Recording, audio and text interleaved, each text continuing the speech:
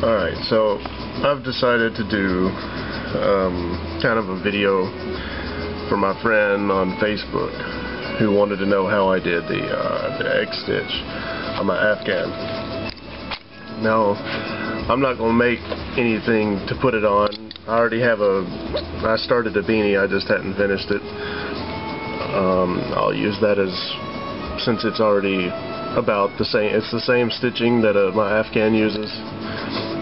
I'll use that because it's contrasting enough to be able to see really easy. Basically, all you're going to want to do is you're going to want to attach your thread,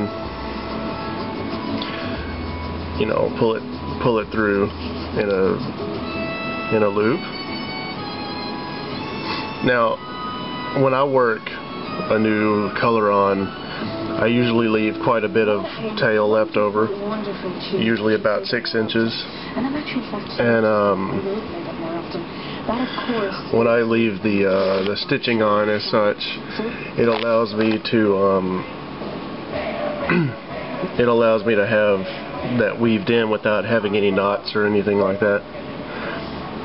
At any rate, once you pull your loop through, you do one single, which I guess would be considered a chain.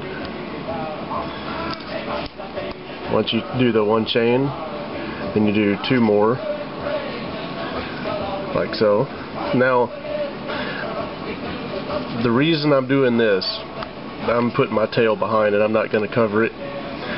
This is assuming you've already done your border, your base, because you should really attach this with the base. Anyway, once you do 3, you count 2 stitches over, 1, 2, and then you go into the next one, which would be actually the 3rd stitch.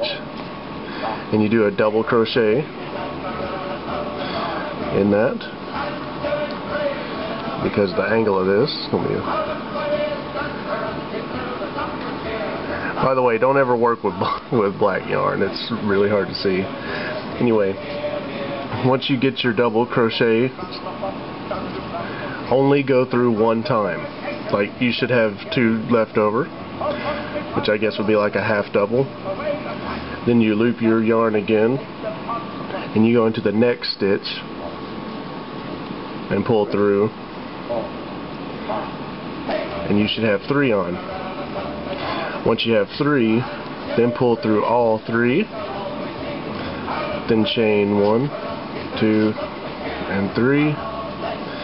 Then you count over 2 more. Should be here in the 3rd. And that gives you the X stitch. Now there's a difference between the way I did it in this video and the way the instructions that I posted. If you look carefully, it's a solid loop that looks like it starts here from the side and then starts from here and stops there.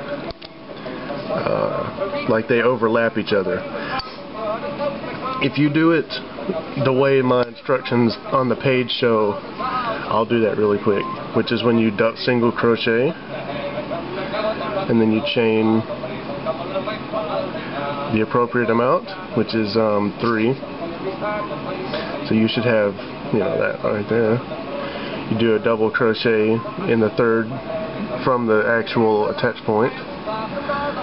If you do a full double crochet here and then another full double crochet right next to it, and then you do your chain 3, and then you attach to the next stitch,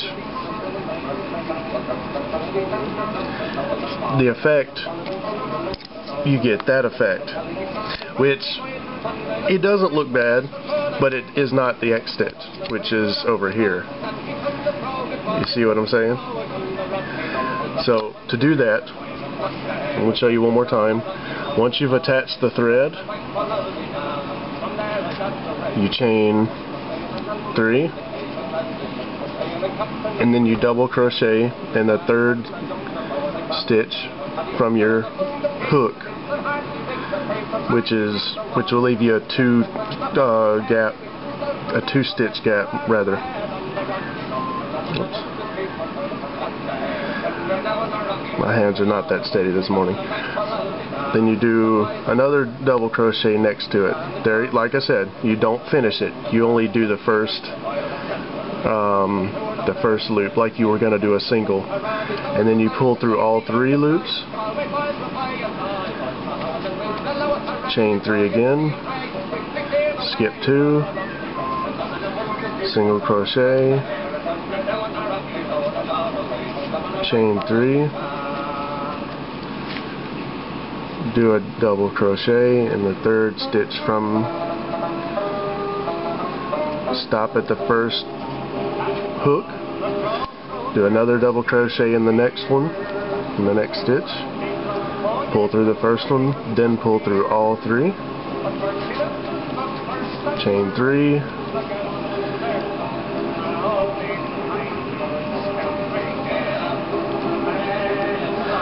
and then pull through the final. And you work that all the way around as many times as you want, and that gives you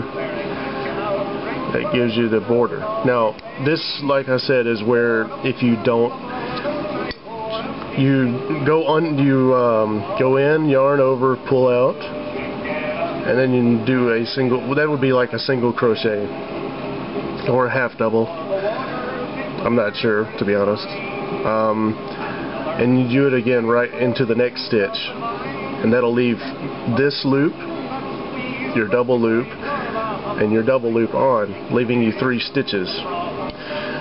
Because when you do it appropriately, you should have a cross pattern, which is attached, hence the X stitch.